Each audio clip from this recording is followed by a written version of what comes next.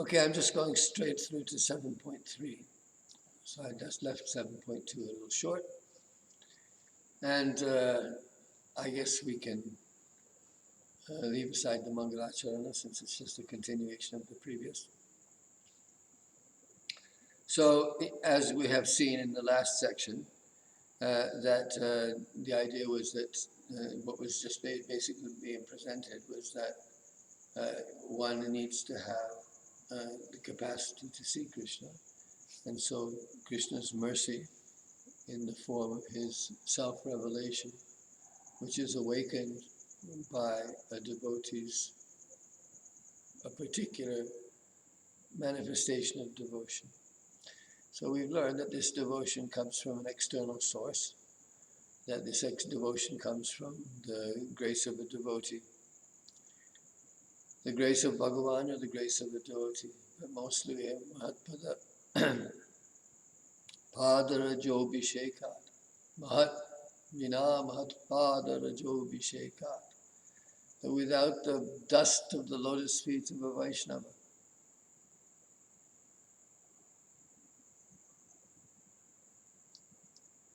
the importance of Vaishnava Sangha is not, it's never stressed enough. It cannot be stressed enough, the importance of the Vaishnava Sangha. Vaishnava Thakura Pada Abanira Sampada Shuno Bhai Hoya Ekamon Shuno Bhai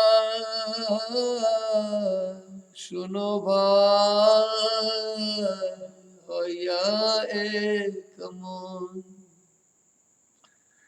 Shom Bandalaya Bhaje Krishna Tare Nahi Tyaje Ashab More Akaron Asab More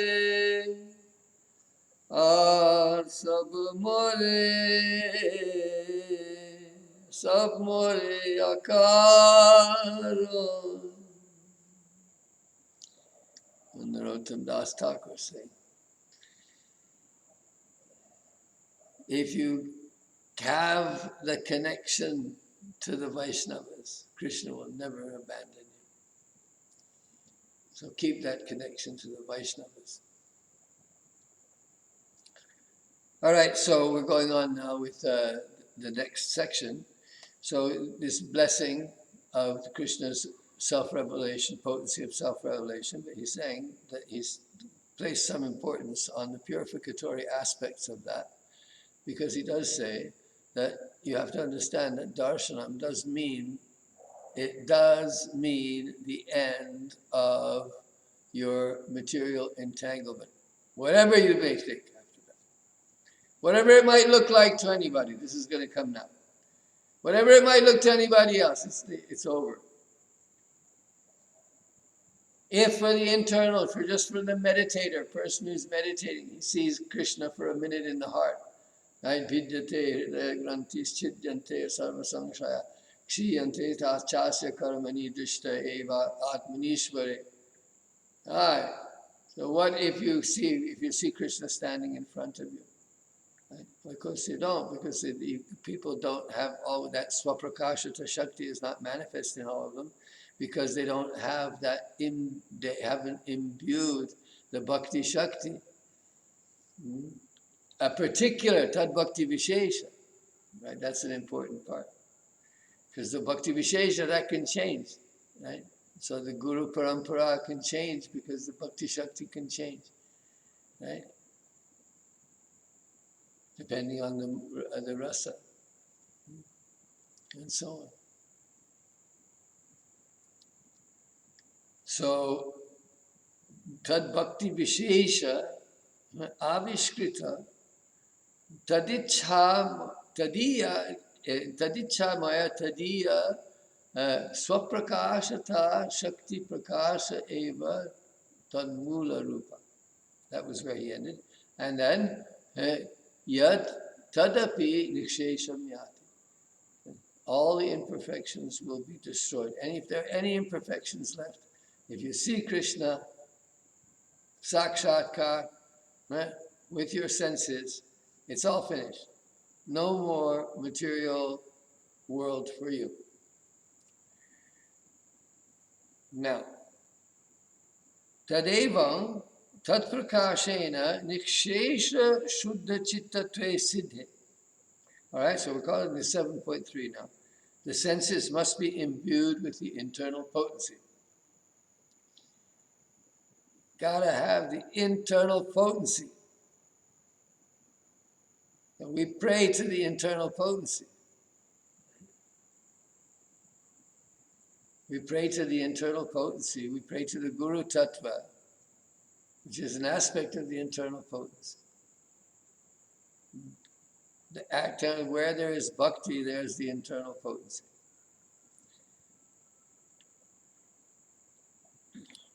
So tadevaṁ tat-prakāśena niḥśeṣa-śuddha-cittatve siddhe.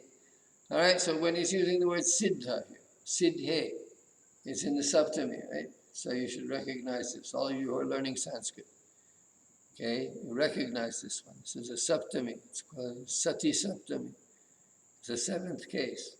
So this is a separate clause. It means that this being established, siddha means established, or siddhanta. Right? A siddhanta is anta, is the end of an established, at the end of an argument. Right? So when you've come to a conclusion and you've established that this is the truth, then that's called the siddhanta. So for it just to be siddha, that's established. So here it's the case, what has been established, that tat-prakāśena niḥśeṣa-śuddha-cittatvam. The absolute perfect cleanliness of the heart is achieved through his prakāśa. Now we've been talking about this already a couple of times, right? The Atma cannot reveal itself to itself. Right? It's dependent on the Paramatma for its own illumination. So in the same way here, the power to see God, that is going to come from seeing Him. That tat-prakāśena. So tat-prakāśena, the prakāśa was, what was the prakāśa of? It was the prakāśa of Krishna's ability to reveal himself. It was turned on. The power, his power to reveal himself was awakened, was turned on, the switch was turned on. And then the rest of it is explaining how that switch was turned on. Right? Tad bhakti-viśeṣa. Aviśkrita. Tad-icchā-mayety. Tad-swaprakāśatā.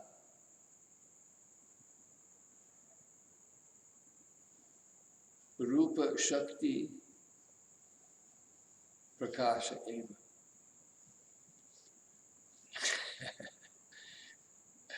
Okay, so that's the point.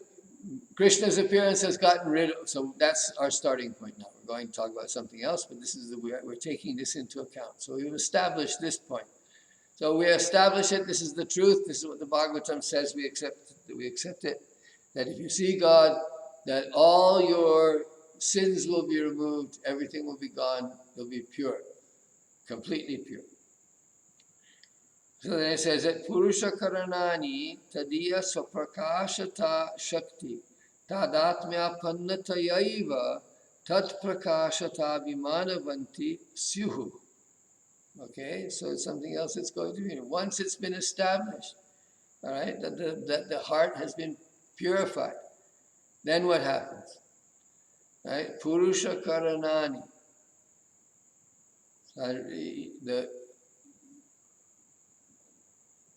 I'm not sure why he's using the word puruṣa-karaṇāni. Does he mean? I don't think he means as any human being. I can only see it being that used that way. But it's interesting that he would use the word purusha, because of course purusha does have a number of meanings for different contexts. And so which context is he talking here? He seems to be crossing a context. But at any rate, the puruṣa-karaṇāni will just say that all the senses that a human being has, we'll just take purusha as being a human being. And tadiya swaprakāśata shakti. Okay, so tadiya, we've been talking about this already. So tadiya swaprakāśata shakti. Right, so that energy that he has, or that power he has to reveal himself, right? Tadatmyapannataya, through having become one with it. tat-prakāśatābhimānavanti. So this is an interesting word also here, was this word abhimānavanti. How to translate that? I don't know if my translation here is the appropriate one. But the idea is that, well, we've been coming across this word tadatmyapanna. So tadatmyapanna, that they are, they have become one in quality with it, right? So the senses, senses of the material body, they become one with the internal potency, right? They become at one with that potency of self-revelation. So this is just the verse, atat Sri Krishna namadina bhaved grahyam indriya. We're getting an expanded version of that, right? How it works. Atak Sri Krishna namadina bhaved grahyam indriya. Sevon mukhe ity-ādau swayameva spuratyada. So now for the eyes also the same thing is there. So your eyes, the ability to see Krishna, when the eyes are imbued with the internal potency. So we've already seen ideas like that, right? Dhruva was touched by Krishna's conch shell and was given the power to speak. Narada, Prahlad were all empowered to speak. But the eyes also, the eyes need to be empowered, all the senses need to be empowered in order to be able to see, touch, feel, etc. A total sensory experience there. So abhimānavanti, so it's as though the senses had their own personal ego. But it says that, I would say identity is probably better. They've lost their identity with this energy of revealing Krishna. It's like they were shown the key, how to get that pleasure of seeing Krishna, of hearing Krishna, of touching Krishna, of getting in a full dose, to have become so trained up, have the culture of God consciousness has become so strong.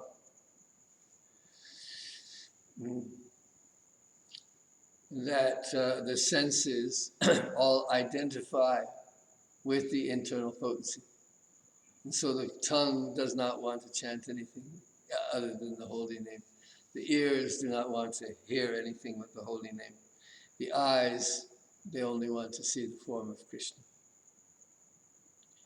All right, so tatra bhakti-viśeṣa-sāpekṣatvam uktam. All right, well now we have this point. So at the very beginning of that long compound, it was said that bhakti-viśeṣa aviskrita. So what does he want to say by this bhakti-viśeṣa? So he says, aha. So he's saying,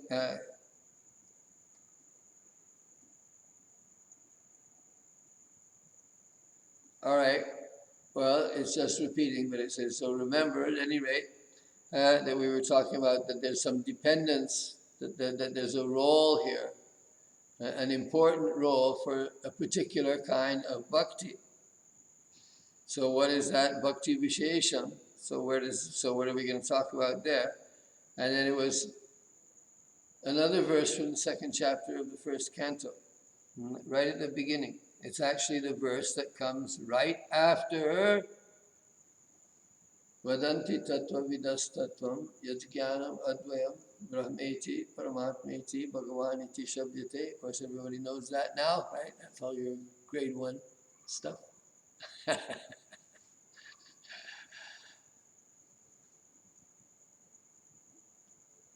So this comes right after that, huh? Tat-chraddadhānā. So having faith in this one advaya tattva, munayaḥ, jnana vairagya yuktaya.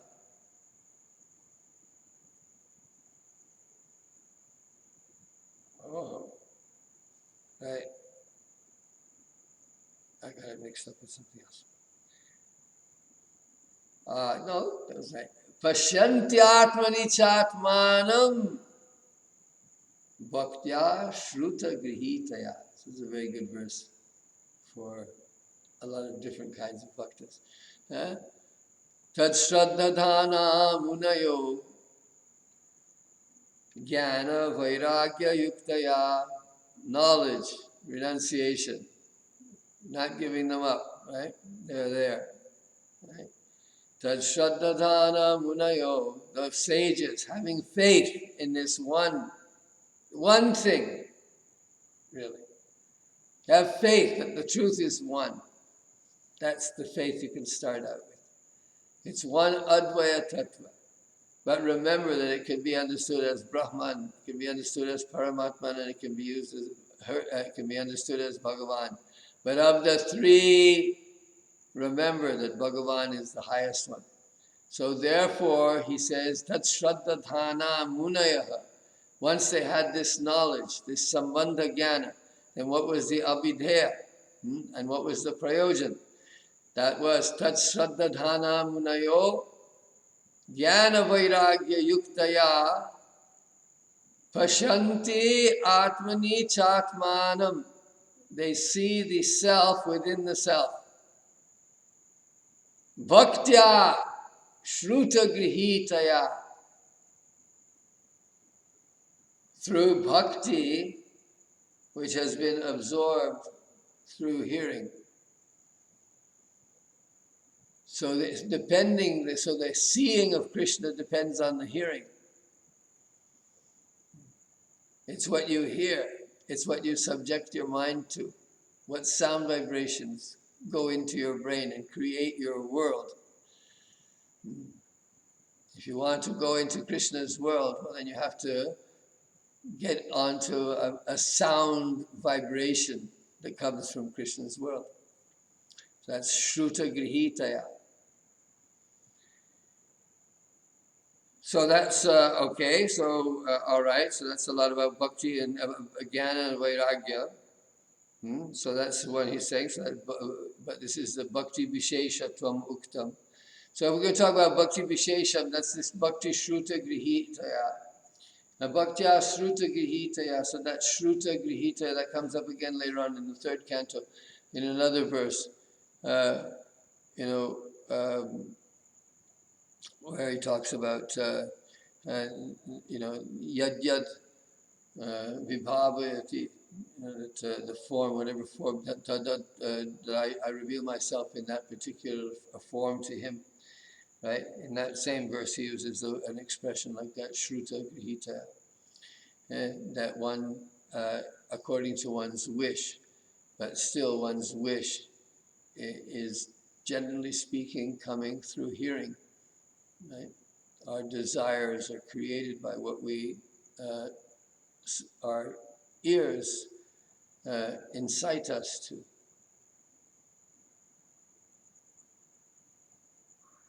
Anyway, so Krishna Lila and things like this, to hear about those things. Shruta Grihitaya. All right, so our transformation of the psychology begins from hearing. That's what's being had. So you're subjecting yourself to some brainwashing. That's what you're doing, right? Admitted.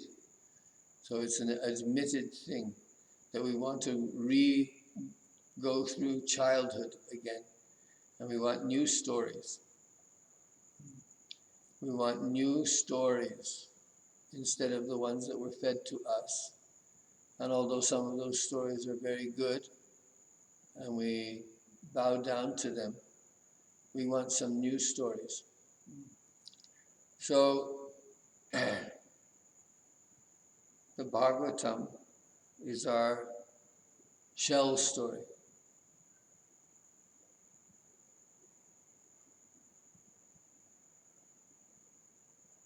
So the sages who are full of faith see the self within their own hearts through devotion acquired by hearing and combined with knowledge and renunciation.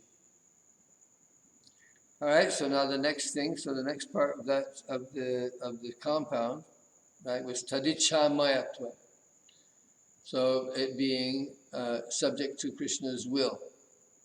So that Krishna will, so he didn't use the word aviśeṣata, but at any rate, the point was that Krishna's will was an important part of it. So he says, tad-icchā-mayety-ādy-udāharaṇaṁ brahma-bhagavator aviśeṣatayaiva dṛśyate.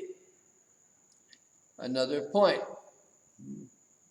So he's saying that God's will is involved, udāharaṇaṁ, examples from brahma-bhagavator aviśeṣatayaiva dṛśyate, that they can be seen as equal in either of those cases.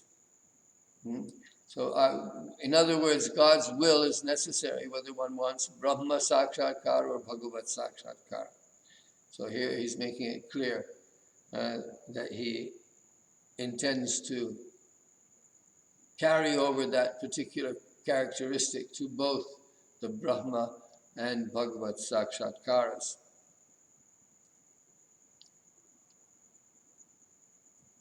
Okay, so now, here, in order to stress that point, here is a verse that we encounter numerous times in the in the Sandarbhas.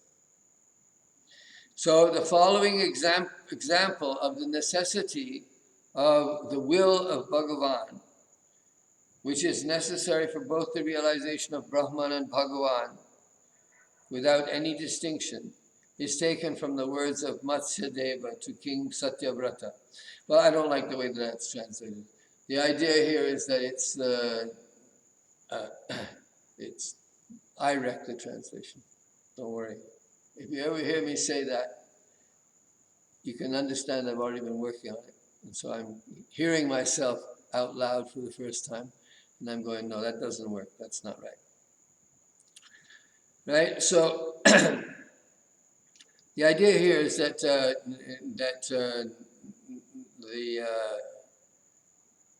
the necessity of Bhagavan's will for both the realization of Brahman and Bhagavan without distinction, as can be shown by the words of Matsya-deva to Satyavrata.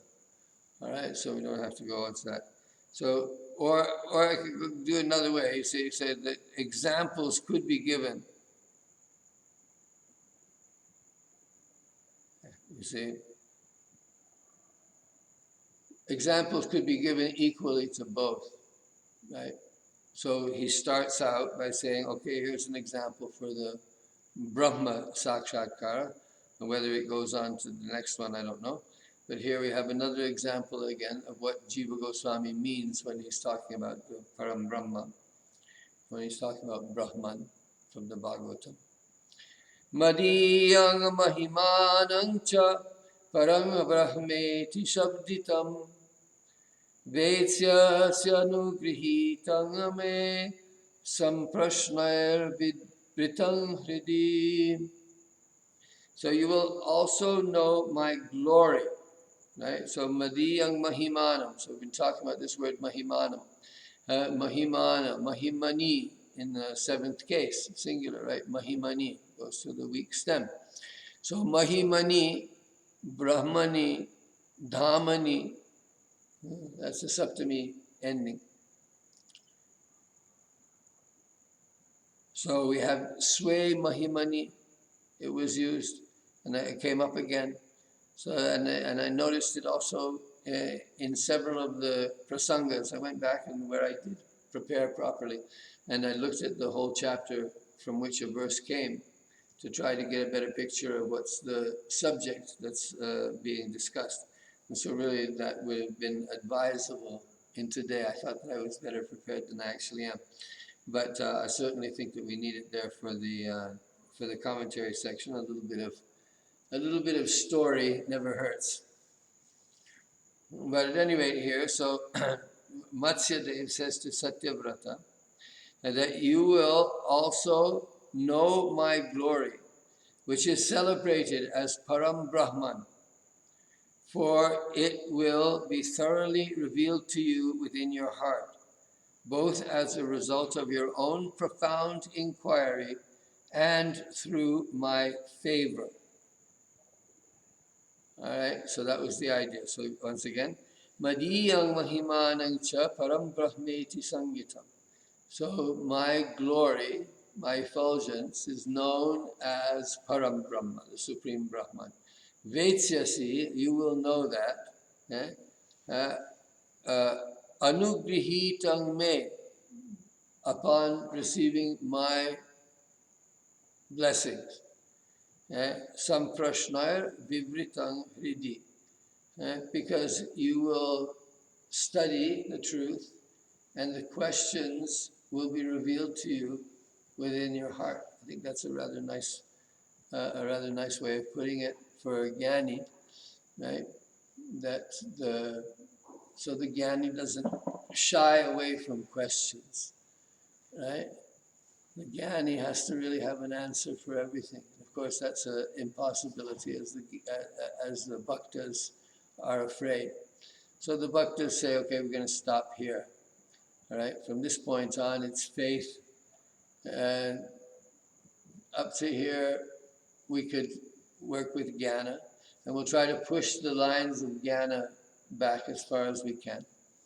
But not everyone is capable of doing that. So what's their position? Well, the position is then you stay in the company of Vaishnavas who help you to keep your faith.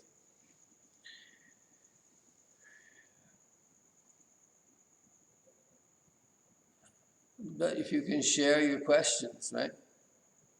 So for people on the path of jnana, they want someone who is willing to push the boundaries of the questions and to really to try to understand something. Many people who are the most atheistic, they become religious. And they become religious because they find atheism ultimately doesn't satisfy them anymore. It's too negative in its orientation.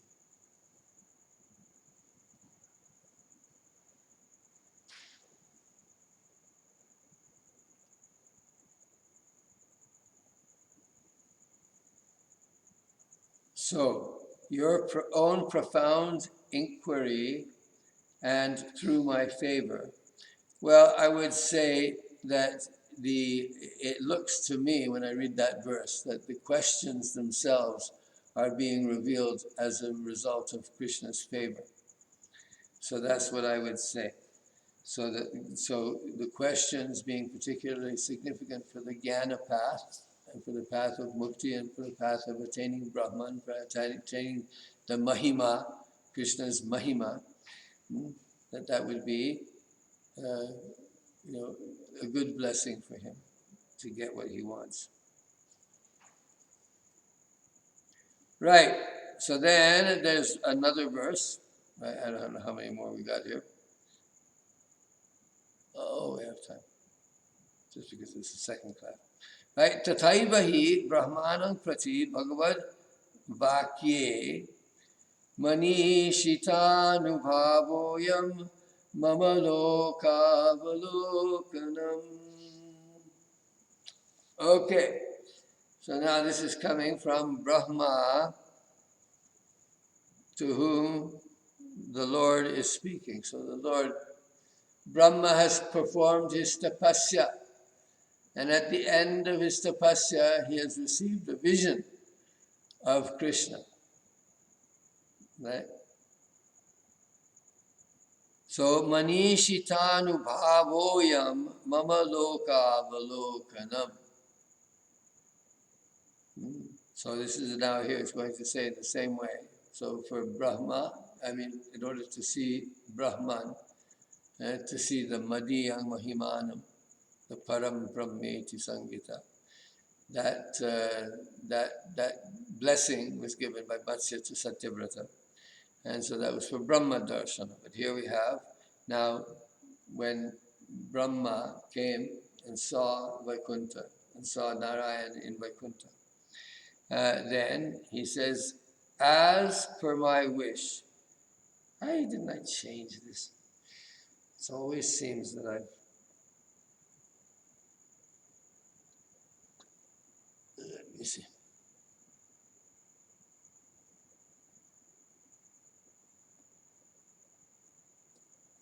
Whoops, no, that ended.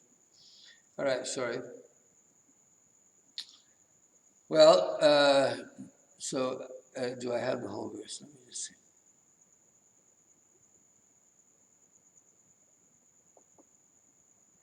You see, Jiva Goswami, I suppose to save paper or something like that, he expects everyone to have read the previous Sandarbhas.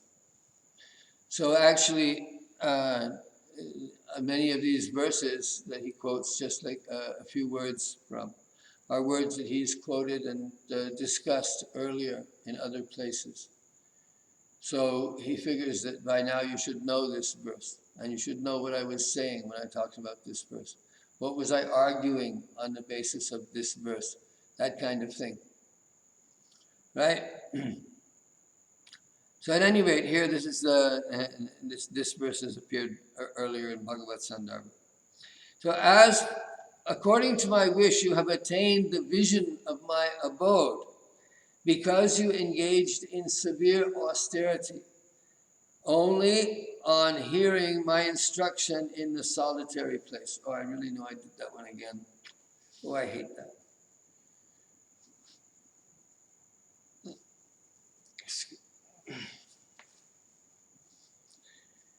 Oh, that's not good. I hate when that's, now it means I have to go and do it all over again. Well, I'm not sure what happened to my revisions.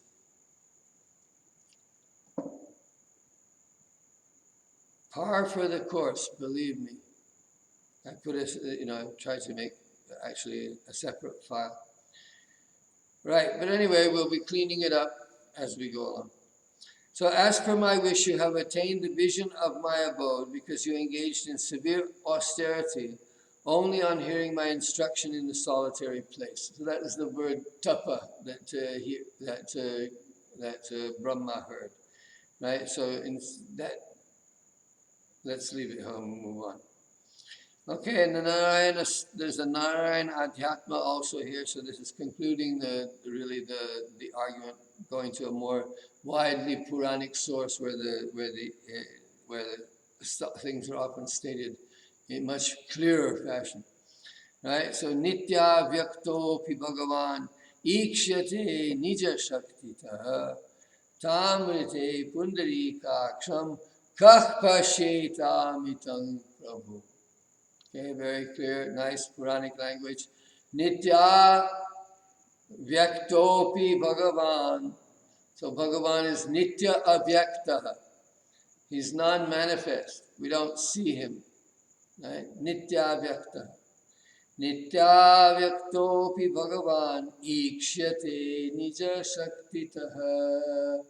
He can be seen by his potency.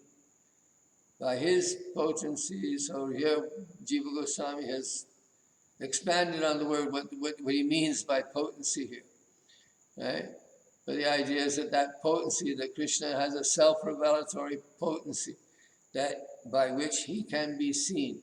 So even though nobody sees him, He is present everywhere according to our knowledge. And so, just like for Prahlad, Nrsimha could come out of a pillar, right? God's presence is there in the pillar also. And if he wants to reveal himself from the pillar, he can do so at any time he so wishes. Right? So the perfection of the vision is part of the training that we get. The training of the eyes to see beauty, as beauty would be present in the form of Krishna. And on it goes with all the senses.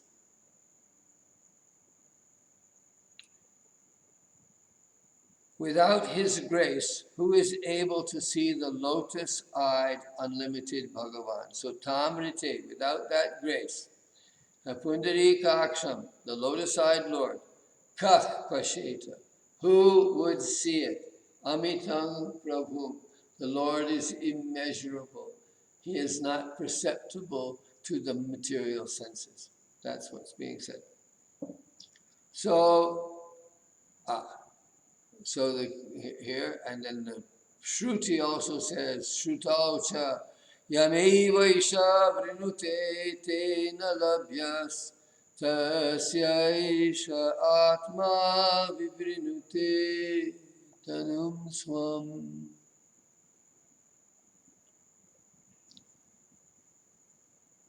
I'm very sorry, my eyes are a little bit unclear.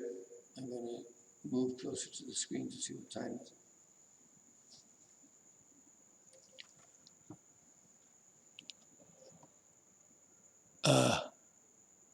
All right.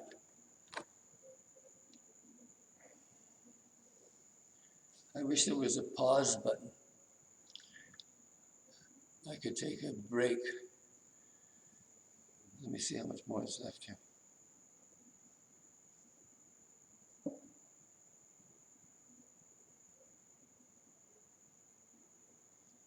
Okay, well, I'm going to rush through it a bit.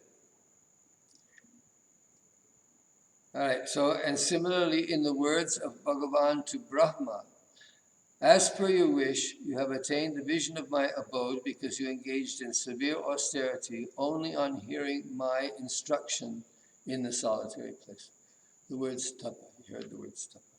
And so he undertook austerity for a great length of time, beyond our imagination. So, nityāvyakto'pi Bhagavan ikṣate. So, although Bhagavan is always unmanifest, he is seen by his own potency. Without his grace, who is able to see the lotus-eyed, unlimited Bhagavan? And the Shruti says, only the person Bhagavan chooses attains him. Unto him, Bhagavan reveals his own form. So that's a different translation than the one we used before, but I think it's cool here. I think that we permit ourselves now that when we see the word Atma, that we can use whatever word we like. But at any rate, so here it says the Atma reveals its true form. And so the translation we put here was Bhagavan. That's Babaji's choice. So I was wondering whether I should change that, Bhagavan. But since the previous verses were all about Bhagavan, now he's taking that verse from the Shruti, and so now you go, yeah, that is a Shruti Praman. That Shruti Praman is telling us something about the nature of Godhead, that the Brahmavadis fail to understand properly. For a complete vision of what the Atma consists of.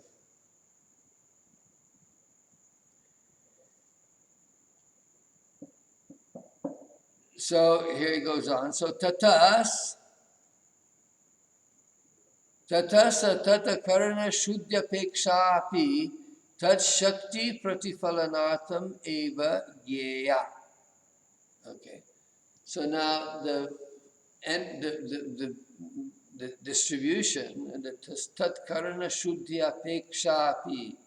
So the necessity for the senses to be purified in order to be able to perceive each through its own potency, right? Each sense has its own potency to perceive Krishna. So that karana shuddhi, there's a karana shuddhi that takes place. The senses are purified by contact with Krishna, right? So tat-shakti pratifalanartham eva geya. So what's the nature of that purification? That purification means the ability to be able to accommodate or to mirror that internal potency, to let that internal potency act in you.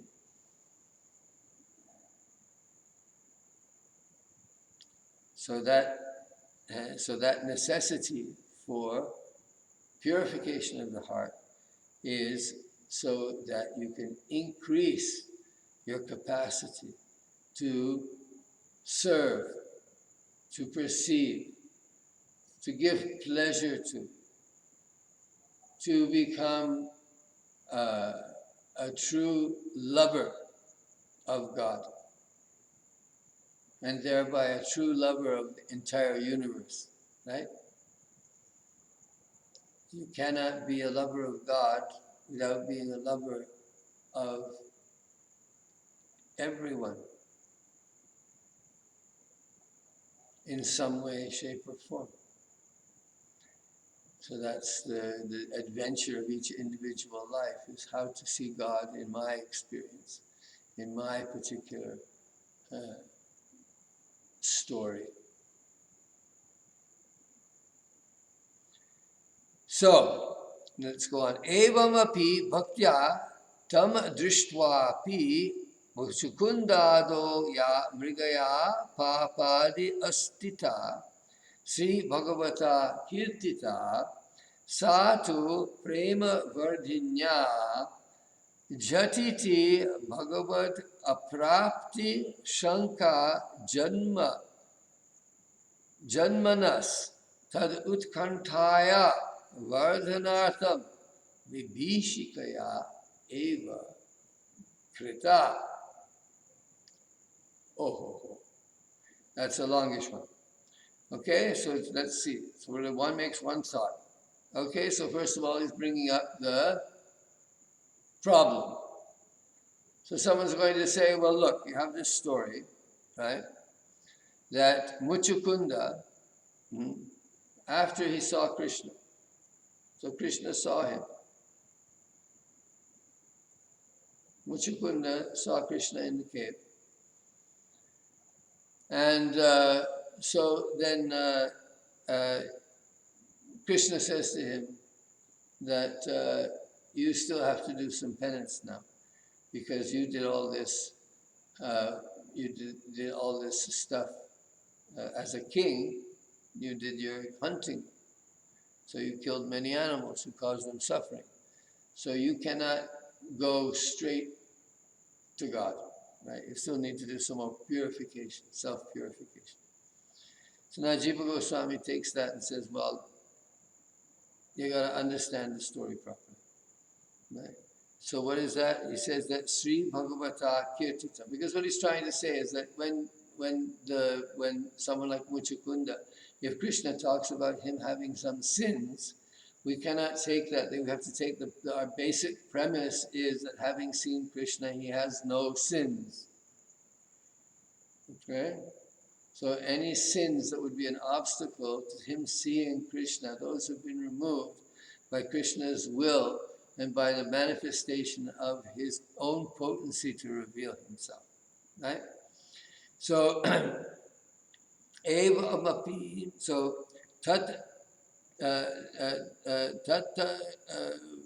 so the need to purify the senses is for the ability to enhance one's capacity to manifest that self-revealing potency. Okay? So now, evaṁ api bhaktyātam dṛśyate. So Muchukunda saw Krishna with devotion, right? But Krishna still speaks in one verse about his sins in killing animals. So now what is the nature of that statement? How do we deal with that statement? That's what Jiva Goswami is going to say. He says, Asatu prema vardhinya jatiti bhagavad aprapti shanka janmanah tad utkantaya vardhanartham vibhishikayaiva.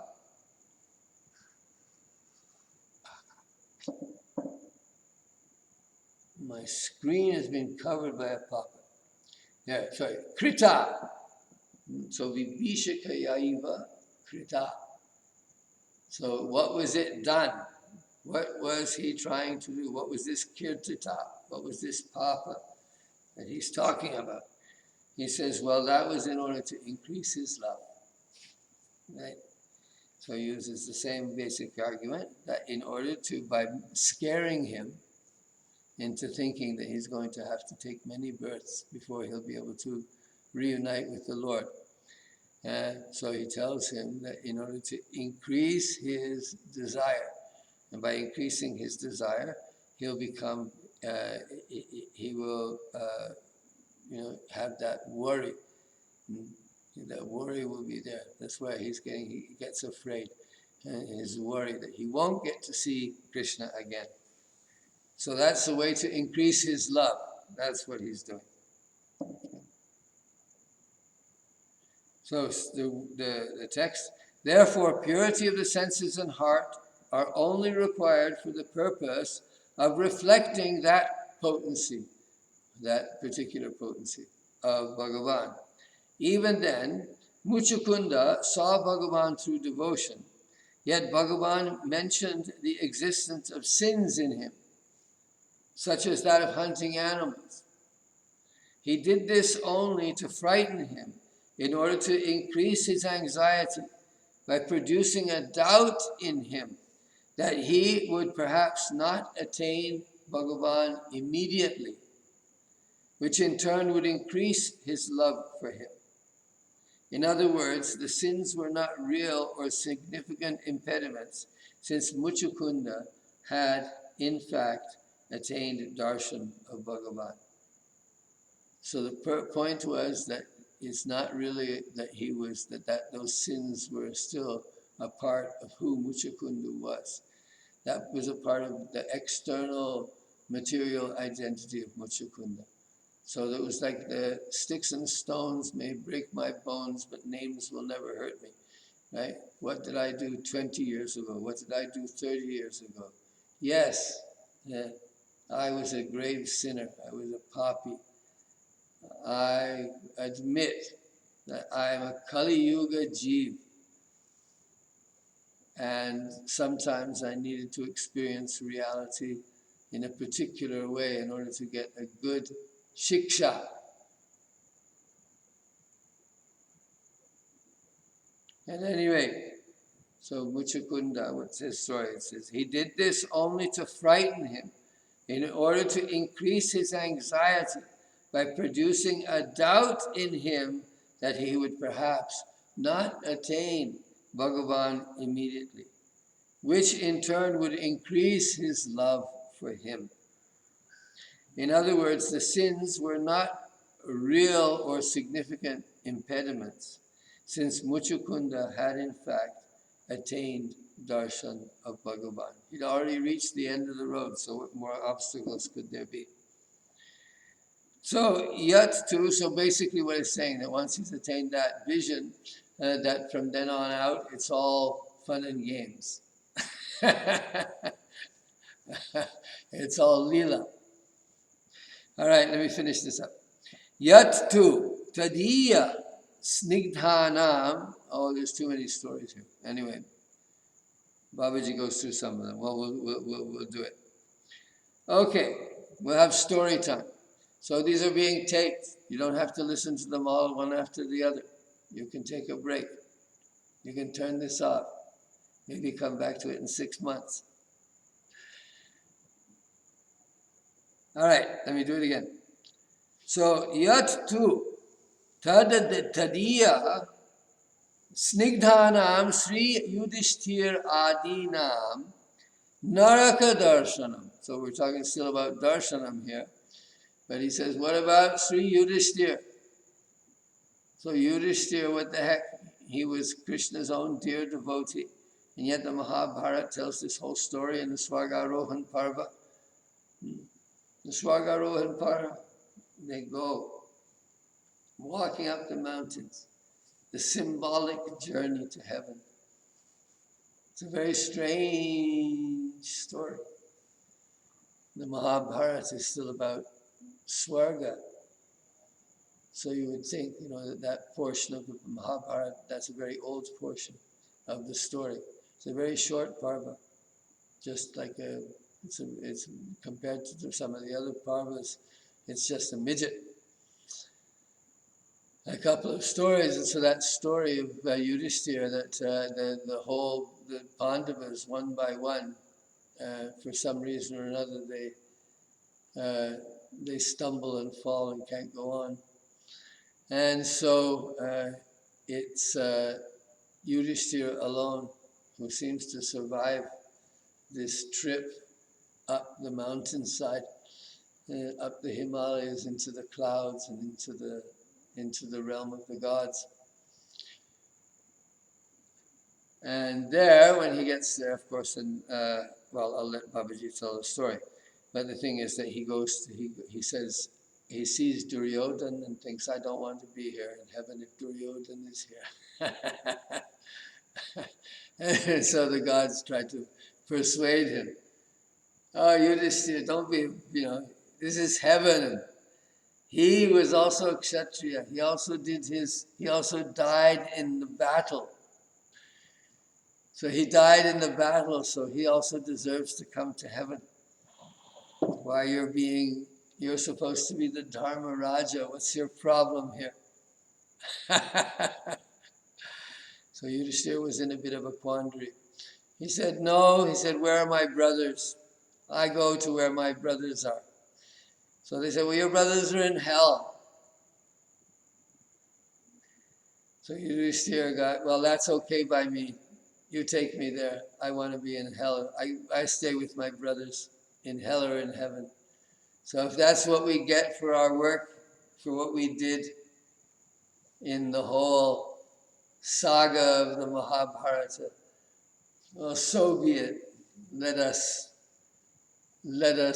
accept our destiny, but we accept our destiny as brothers, as devotees of Krishna, right? The subtext of the story that might be not quite as perfectly told in the Mahabharata, but we can read that story into it.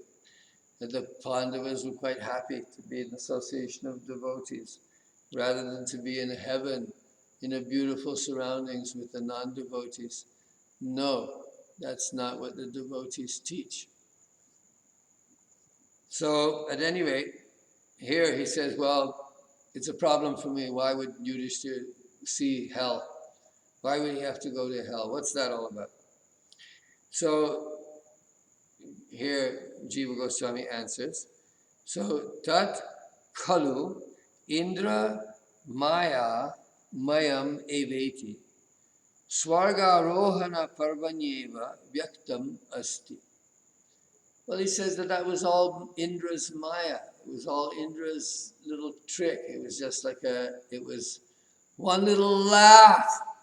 Indra was getting one little last joke on the Pandavas, right? But perhaps it was at any rate, one last demonstration of the Pandavas' glories, of Yudhishthira's understanding the meaning of Dharma. Right? The grand finale of the Mahabharata. So here it says, Vishnu dharme tritiya janmani datta tila dhenorapi priyasya prasangamatrena narakanamapi swarga tulya rupata prati varnanat. All right? So this is just to say that Indra's Shakti, right, to make hell look like heaven and heaven look like hell. right? So in this third, what happened was that a particular Brahmin, he in a third life, so 3 lifetimes ago, he gave a Brahmin a gift of a cow, or the weight of a cow of sesame seed. That would have been a valuable commodity. So tadithila denorapi viprasya, so he gave this gift in charity to a worthy Brahmin. And later, simply because of his association, all the hells took on the appearance of heaven. So I don't know that story. That's a story I would have to check out, because what exactly is meant, Babaji translates it a little bit differently, but I don't see that in the Sanskrit, so I'm reluctant. But anyway, let's just leave it here and we'll read the commentary because it's a bit long. Now, śrī-bhagavatāna tu tad-api nangi kriyate. So that was a kimutanyaya, right? Kimutanyaya. That if, just like giving a cow, a Denu cow, heaven became hell or hell became heaven, what's the big deal there? That's just Indra's Maya. It's no big deal. So let's not place too much importance on it. And indeed, he says the Bhagavatam does not, because the Bhagavatam tells the story of the Svargarohana, but it omits that part of the story. So this is good. Here we get a commentary. We see Jiva Goswami commenting on the Bhagavatam superseding the Mahabharata account. Right? So if the Bhagavatam doesn't want to talk about it, well, then maybe it was just not, maybe we take another lesson out of it. Right? So he says, śrī-bhagavatāna tu tadapi nangi kriyate. This story is not accepted in the Bhagavatam, tad-anupakyanat, because it's not told there. So if it had been told, then we would have given it some importance, but it's not told in the Bhagavatam. So from that we conclude, pratyuta avyavihita bhagavata prapti varnanat-cha. What it says in the Bhagavatam, it says that they went straight to Vaikuntha. They went straight to getting Krishna himself. It didn't mess around with any Indra, Swarga, or any of that stuff. So you see the difference between Vaishnavism in the Mahabharata and Vaishnavism in the Bhagavatam, how certain things are reinterpreted and made more favorable to the Vaishnava understanding. So as for the description of Krishna's affectionate devotees, Yudhishthira and the Pandavas visiting hell, that was just an illusion created by Indra. This has been clarified in the Svargarohana Parva itself. Their going to hell cannot be real, because in Vishnu Dharma Purana it is told that by the mere resolution or mere association of a Brahmin who had donated a cow made of sesame seeds in his third previous birth, the hellish words all took on the appearance of the heavens. So then how could the it's a kimutanyaya, so then how could the highly religious Pandavas go to hell? But the Śrīmad-Bhagavatam does not accept it, even that Yudhishthira had an illusory vision of hell, because it does not tell that story, but rather describes that they attained Bhagavan immediately. I think I told it nicely there. And we would rather go to hell and be in the association of devotees than to spend a time in heaven with a non-devotee. So this kind of heaven, so the Mahabharata ends with a kind of,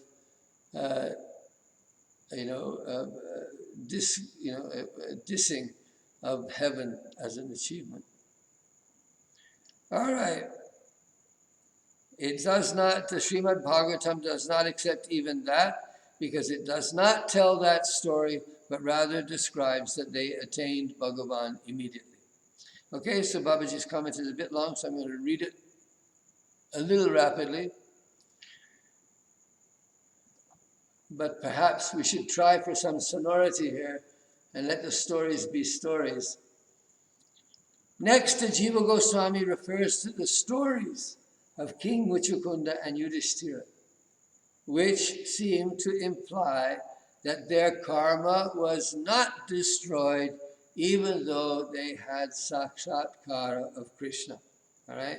So it's asking about that kshiyante sarva karmani, what's going on with these guys. So the story of Muchukunda is found in the 51st chapter of the 10th canto. When Kala Yavana attacked Mathura, Krishna decided to flee. Kala Yavana gave chase, but Krishna remained just a little bit ahead of him and could not be caught. Just as he cannot be seen by an unqualified yogi. The Kuyogis, right? Kuta yogi comes up somewhere. An unqualified yogi, one who hasn't straightened out his path. So Krishna allured him into a cave where Muchukunda happened to be sleeping. Muchukunda was a son of King Mandhata, who had fought against the Asuras on behalf of the Devas under Indra. When Skanda, the son of Shiva, took over the responsibility of leading the godly armies, Indra decided to reward Muchukunda for his valorous service and asked him to ask for a boon. Muchukunda said that he was extremely tired after all the fighting and would like to sleep without any disturbance. So, he said, if anyone disturbs my slumber, then that person should be burnt to ashes by my glance. So Indra granted him this wish. He was sleeping in the very cave that Krishna had entered, followed by Kala Yavana. Krishna quickly covered the sleeping Muchukunda with his yellow upper cloth and hid in a dark corner of the cave. When Kala Yavana entered the cave, he did not see the dark-skinned Krishna, who was hidden in the darkness. He saw the yellow cloth, and mistaking Muchukunda for Krishna, angrily kicked him.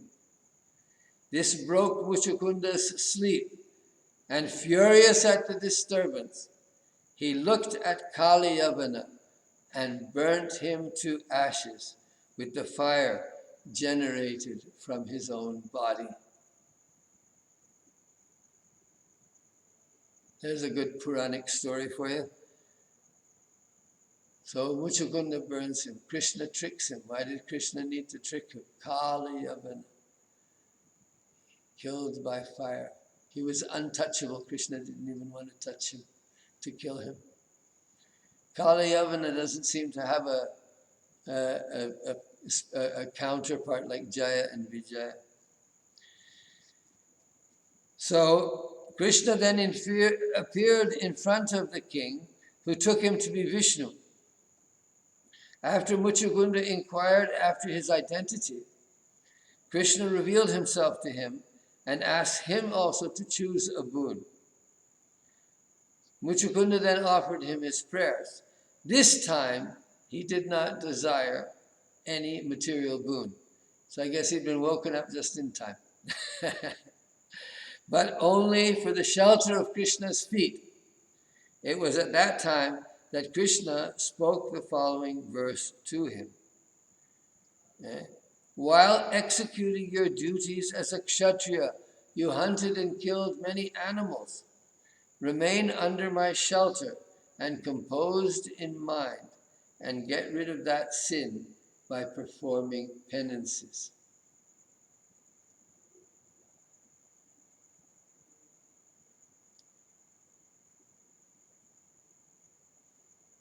In the Kali Yuga, we perform less penances, but a little bit of penance is good.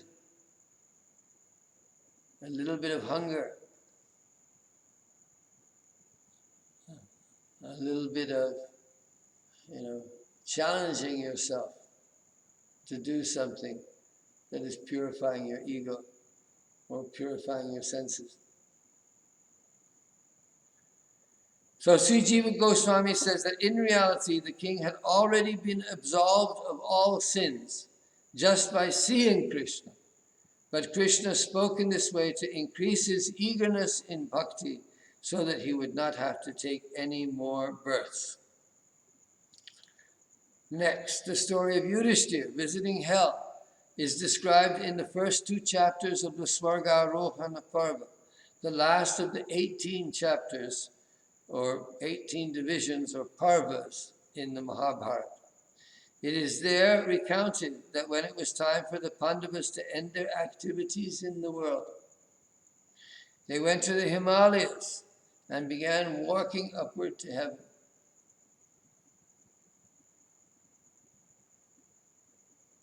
But when Yudhishthira finally reached his goal, he saw Duryodhana sitting on a beautiful throne and looking very effulgent.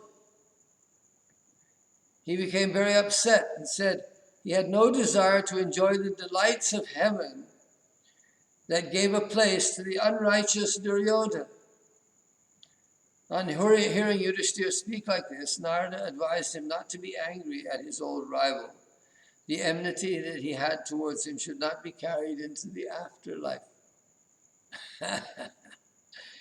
He said that Duryodhana's ascent to heaven was appropriate because he had given up his body while executing the duties of a kshatriya.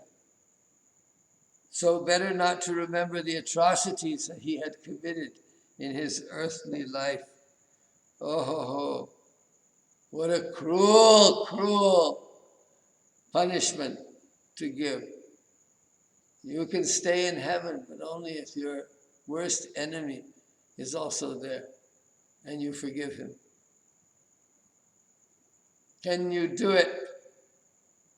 It seems like a very, very tall order. Yudhishthira could not do it. Hearing this, Yudhishthira inquired about his brothers, as well as about Karna and all the other great heroes who had fought for him. He looked all around in Swarga but could not see them anywhere. So he decided he would not live in heaven without them. He informed the Devas of his decision, and they agreed to fulfill his desire. They appointed a divine messenger, a Deva Duta, to guide him to the place where his brothers were. The Deva Duta took Yudhishthira to a hell where he saw his brothers and relatives suffering. Despite this, Yudhishthira decided to remain with them and told the Deva Dutas to return to heaven. On his departure, Indra, along with Dharma and other Devas, appeared there, upon which the hell disappeared. Dharma told Yudhishthira that it had been created by Indra's illusory power. The Pandavas were very pious and did not deserve to go to hell. So there's a verse, 18:3-36. 18 is Svargaroha Parva.